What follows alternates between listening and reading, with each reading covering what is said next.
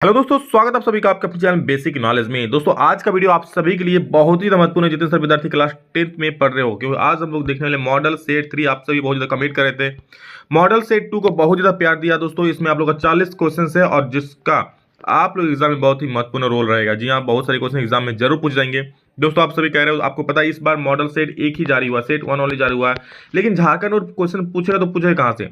Question का limited भंडार उनके पास। ठीक है, तो क्या होगा, ये आप लोग का पिछले बार 2022 का मॉडल पर है, जो आप लोग का इसका पहले सेट 2 अपलोड कर दिया है।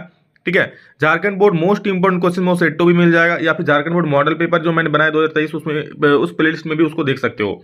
इसके बाद ये सेट 3 है, और अगर आप लोग कहोगे तो सेट 4 सेट 5 भी ला देंगे, जो आप लोग एग्जाम के लिए काफी हेल्पफुल होगा। ठीक है, इसके बाद और बहुत सारे इंपॉर्टेंट क्वेश्चन लाएंगे। आप लोग बस देखिए, मेहनत कीजिए, 1 महीना बचा हुआ है, अगर मेहनत कर लो तो बहुत अच्छा रिजल्ट हो जाएगा, जैसे पिछली बार सभी कहा था उसी प्रकार से।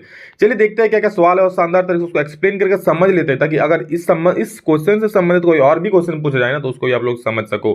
पहला सवाल दोस्तों हम लोग का है क्या, यदि आपतन कोण का मान 60 डिग्री है तो परावर्तन कोण का मान क्या होगा? आपतन कोण का मान 60 डिग्री, ये होता है, ये होता है, ये आपतित किरण होता है, ये दोस्तों परावर्तित किरण होता है, और बीच में जो होता है वो अभिलंब हो जाता है। समझ गए? ये हमारा प्यारा सा आईना है, यानी मिरर है। इधर जो आता है उसको आपतित किरण बोलता है, जो जाता है उसको परावर्तित किरण बोलता है, जो बीच में होता है उसको अभिलंब बोलता है। ये हो जाता है दोस्तों आपतन कोण, ये होता है परावर्तन कोण। ठीक है, याद रखिएगा, आपतन कोण हमेशा परावर्तन कोण के बराबर होता है, यानी कि जब आपतन कोण का मान 60 डिग्री है तो परावर्तन कोण का मान भी 60 डिग्री हो जाएगा। समझ गए? मुख्य अक्ष के समांतर आने वाली किरणें दर्पण से परावर्तन के बाद जिस बिंदु पर मिलती है उस बिंदु को क्या कहते हैं? ये देखो, ये आपका अवतल दर्पण हो गया, मुख्य अक्ष ये हो गया, इसके समांतर कोई किरण आ रहा है, यहाँ टकरा के कट जा रहा है, इसके समांतर किरण जा रहा है, फिर टकरा के कट जा रहा है, तो जहां पर ये मिल रहा है इस बिंदु को क्या बोलते हैं? जी हाँ, बिल्कुल सही सुने, फोकस बोलते हैं मेरे भाई। तो इसका सही उत्तर क्या हो जाएगा? फोकस। अगला सवाल है, यदि वक्रता त्रिज्या का मान 54 सेंटीमीटर है तो फोकस दूरी क्या होगी? यानी कि दोस्तों वक्रता त्रिज्या, इससे एक सवाल फिक्स है, अच्छे से समझ लो। r बराबर 54 सेंटीमीटर दिया, आपको सिर्फ ये फॉर्मूला याद रखना है कि f बराबर होता है सर r/2।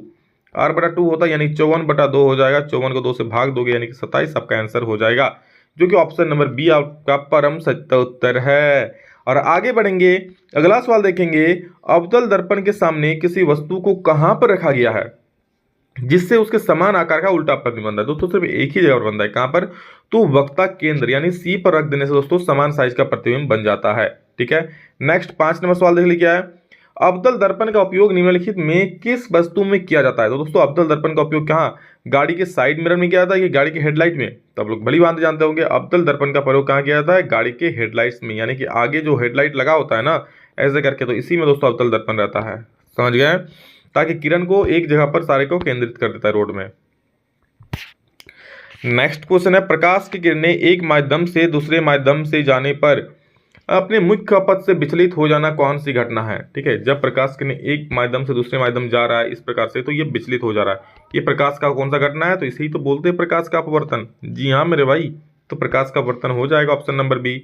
7 नंबर सवाल क्या बोल रहा है, निम्नलिखित में किस पदार्थ में प्रकाश की चाल सबसे अधिक होगी? तो दोस्तों वायु। जी हाँ दोस्तों, वायु में सबसे अधिक होगी। और बात करें सबसे कम, तो यहाँ पर आप लोग का कमेंट करके बोलना कि सबसे कम किसमें होगा? बर्फ में, केरोसिन में, हीरा में। ठीक है, जिसका अपवर्तनांक सबसे ज्यादा उसमें सबसे कम होगा। जैसे हीरा की बात ले लो, हीरा का अपवर्तनांक बहुत ज्यादा होता है इसका, तो इसमें सबसे कम होगा।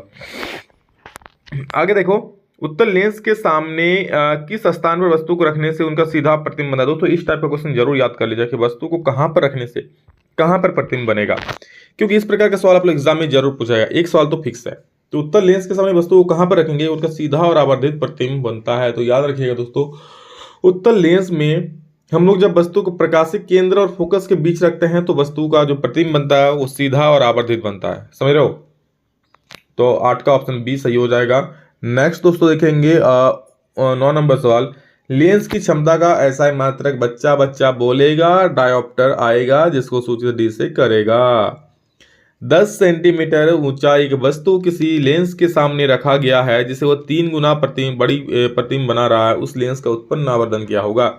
जितना गुना बड़ा बनता है वही तो होता है आवर्धन। 2 गुना आवर्धन है मतलब आवर्धन 2 है, 2 गुना बड़ा बना है मतलब 2 आवर्धन है, 5 गुना बड़ा बना मतलब 5 आवर्धन है। तो यह परावर्तन कितना हो जाएगा? 3। नेत्र के किस भाग में प्रतिबिंब का निर्माण होता है? तो दोस्तों दृष्टिपटल बोलो या फिर रेटिना बोलो। रेटिना नहीं है तो दृष्टिपटल को मारो गोली। चलो 12 नंबर का खेलते हैं होली। निकट दृष्टि दोष को किस लेंस द्वारा दूर किया जा सकता है? तो निकट दृष्टि दोष को दोस्तों आप लोग जानते होंगे, अवतल लेंस। जी हाँ दोस्तों, अवतल लेंस द्वारा इसको ठीक करते हैं। 13 नंबर देखो, सामान्य नेत्र का दूर बिंदु क्या है? तो सामान्य नेत्र का दोस्तों दूर बिंदु हो जाता है अनंत। हाँ, अनंत होता है। अगर निकट बिंदु का बात करता है तो 25 होता है। जी हाँ, लेकिन यहाँ बोलता है दूर बिंदु, तो हो जाएगा अनंत को मार दो। और आगे बढ़ जाओ, 14 नंबर सवाल, दिए गए किस जैव प्रक्रम से हमें ऊर्जा मिलती है? ऊर्जा किससे मिलती है भाई साहब? श्वास लोगे तो ही तो ऊर्जा मिलेगी। 1 मिनट श्वास रोक के देख लो कैसे ऊर्जा मिलता है, तो श्वसन हो जाएगा। चिप्स के पैकेट में विकृत गंधता से बचने के लिए कौन सी गैस भरी जाती है? तो आप लोग चिप्स के पैकेट खाते होंगे, कुरकुरे, लेज, पापा की परी, उसके बाद मम्मी का मगरमच्छ खाते होंगे ना, तो उसमें नाइट्रोजन गैस भरी रहती है भाई, ठीक है, ताकि वो विकृत गंदी ना हो जाए, खराब ना हो जाए। जंग लगना किस प्रकार की अभिक्रिया है? तो दोस्तों जंग आप लोग देखते होंगे, वहां पर क्या होता है, वातावरण में ऑक्सीजन से अभिक्रिया करके उसकी परत चढ़ जाती है, मतलब कुछ चीज जुड़ जाता है ना, तो संयोजन अभिक्रिया हो जाएगा, योग हो रहा है। तो दी गई अभिक्रिया में किस पदार्थ को उपचयन हो रहा है? उपचयन मतलब जिसमें से ऑक्सीजन हट रहा है, तो इसी में से ZNO में से ऑक्सीजन हट रहा है ना, तो सॉरी, उपचयन मतलब किसमें ऑक्सीजन का जुड़ रहा है, तो सी में ऑक्सीजन जुड़ रहा है, सी से CO बन जा रहा है, यानी सी का दोस्तों उपचयन हो रहा है। अपचयन हो रहा है ZNO का और उपचयन हो रहा है कार्बन का। ओके, दिए गए कौन सा रासायनिक समीकरण संतुलित है? रासायनिक समीकरण संतुलित कौन वाला है? तो संतुलित दोस्तों यहाँ देख सकते हो आप लोग, AgNO3 plus NaCl gives NaNO3 plus AgCl। तो Ag यहाँ पर Ag क्या होगा, AgCl हो जाएगा, और NaNO3 ये बिल्कुल सही है, देखना यहाँ एगो Ag एगो Ag एगो Cl एगो Cl एगो Na एगो Na एगो NO3 एगो NO3, समझ गए? तो ये संतुलित है, ऑप्शन नंबर ए। लौह चूर्ण पर तनु हाइड्रोक्लोरिक अम्ल डालने से क्या होगा? लौह चूर्ण बोले तो Fe में जब आप लोग क्या डाल दोगे, तनु हाइड्रोक्लोरिक अम्ल यानी कि HCl, तो आपका बन जाएगा FeCl2 और प्लस H2 गैस बनेगा, ठीक है, यहाँ पर 2 दे देना, संतुलित हो जाएगा। तो क्या बनता है, हाइड्रोजन गैस बन रहा है और आयरन क्लोराइड बन रहा है, ऑप्शन नंबर 1। 20 नंबर सवाल देखिए, दिए गए पदार्थ में कौन रंगीय सूचक की तरह व्यवहार करता है? तो दोस्तों आप लोगों का रंगीय मतलब रंग, कलर कौन बदल देता है? तो लिटमस बदल देता है मेरे भाई, 20 का 20 सही हो जाएगा। हड्डियों को जोड़ने के लिए डॉक्टर किस लवण का प्रयोग करता है? तो दोस्तों हड्डियों को जोड़ने के लिए डॉक्टर यहाँ पर प्लास्टर ऑफ पेरिस यानी कि CaSO4.12H2O का प्रयोग करता है। जब ये जल यानी कि वातावरण से मॉइस्चर से अभिक्रिया करता है तो ये बन जाता है CaSO4.2H2O, ठीक है। तो 21 का C हो जाएगा, इसी का प्रयोग। अगर आप लोग हड्डी वड्डी कहीं तुड़वा लेते हो झगड़ा उड़ा करके, तो डॉक्टर के पास जाओगे तो इसी का प्लास्टर किया जाता है, ठीक है। प्लास्टर ऑफ पेरिस का सूत्र क्या है? तो प्लास्टर ऑफ पेरिस का सूत्र दोस्तों होता है CaSO4.12H2O। अभी मैंने बताया आप लोगों को, 1 मिनट भी नहीं हुआ है, भूल जाते हो, नहीं बोले हो आप लोग तो तेज हो। दिए गए समीकरण में कौन अभिक्रिया हो रही है? तो बस जुड़ाव हो रहा है, यानी संयोजन अभिक्रिया होगा। 2 पदार्थ जब भी जुड़ता है और एक पदार्थ का निर्माण करता है तो वो होता है संयोजन अभिक्रिया, ऑप्शन ए को मारो गोली। 24 नंबर, खट्टे फल में कौन सा अम्ल पाया जाता है? कहीं फल सुन के आपका मुंह में पानी ना आ जाए, इसलिए साइट्रिक अम्ल को मार दो जल्दी से गोली और बढ़ जाओ अगले क्वेश्चन, उसमें खेलो होली। जी हाँ, खट्टे फल में क्या होता है? साइट्रिक अम्ल। अगला सवाल देखोगे यहाँ पर कोई विलयन अंडे की पीसी हुई कर, बहुत महत्वपूर्ण सवाल है, NCERT का सवाल है। अभिक्रिया करके गैस उत्पन्न करता है, चूने के पानी को दूधिया कर देते हैं, इस विलयन में क्या होगा? याद रखिए दोस्तों, इस विलयन में होता है HCl, ऑप्शन नंबर बी बिल्कुल सही हो जाएगा, ठीक है।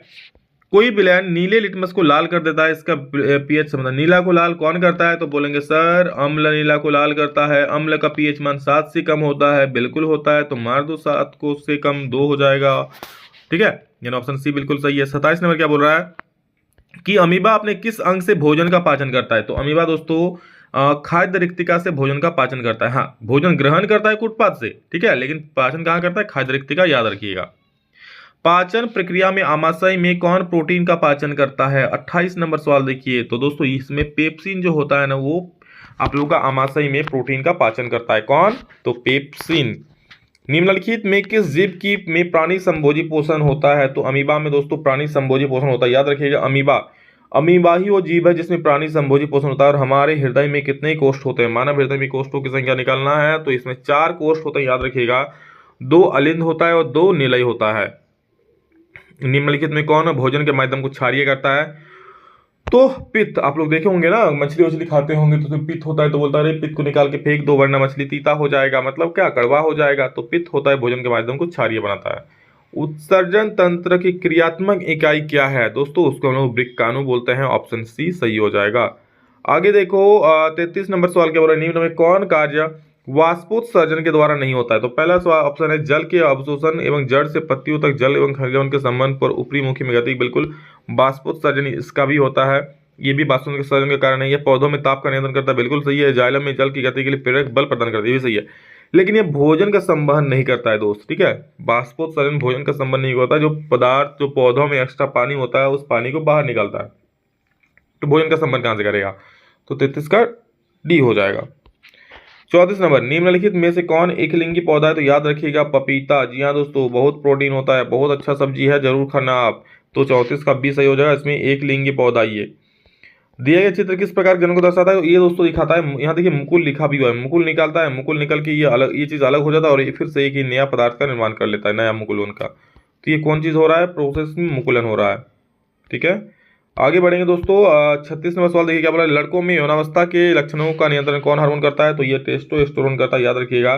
कमेंट करके बोलना आप लोग, लड़कियों में कौन सा हार्मोन इस चीज का नियंत्रण करता है। निम्नलिखित में कौन मादा जनन तंत्र का भाग है। तो दोस्तों गर्भाशय जो है वो मादा जनन तंत्र का भाग होता है, बाकी तीनों जो है वो पुरुष जनन तंत्र का भाग है, नर जनन तंत्र का भाग है। हम जितने भी ऊर्जा का उपयोग करते हैं उनमें से अधिकांश पर सौर ऊर्जा से उत्पन्न होते हैं। निम्नलिखित में से कौन सा ऊर्जा सौर अंततः सौर ऊर्जा से उत्पन्न नहीं होती है। तो आपको पता होगा दोस्तों, नाभिकीय ऊर्जा, ये तो प्रोटॉन एटम का काम है ना, तो ये नाभिकीय ऊर्जा, इसमें सौर ऊर्जा का क्या काम है। निम्नलिखित में पवन ऊर्जा में भी सूर्य की रोशनी चलती है, तभी तो हवा चलेगा, बरसात में कैसे चलेगा। निम्नलिखित में कौन नवीकरणीय ऊर्जा स्रोत है। तो ये दोस्तों आपका हो जाएगा सौर ऊर्जा जो है नवीकरणीय ऊर्जा स्रोत है। और हमारा अंतिम सवाल है, निम्नलिखित में से कौन जैव मात्रा ऊर्जा स्रोत का उदाहरण नहीं है। तो जैव मात्रा ऊर्जा स्रोत का उदाहरण नहीं मतलब किसमें पहले जीवन नहीं था इस प्रकार का ऊर्जा स्रोत में। तो आप लोग जानते होंगे दोस्तों, नाभिक की ऊर्जा में कोई भी प्रकार का जीवन नहीं था। लकड़ी पेड़ से होते है, जीवन होता है।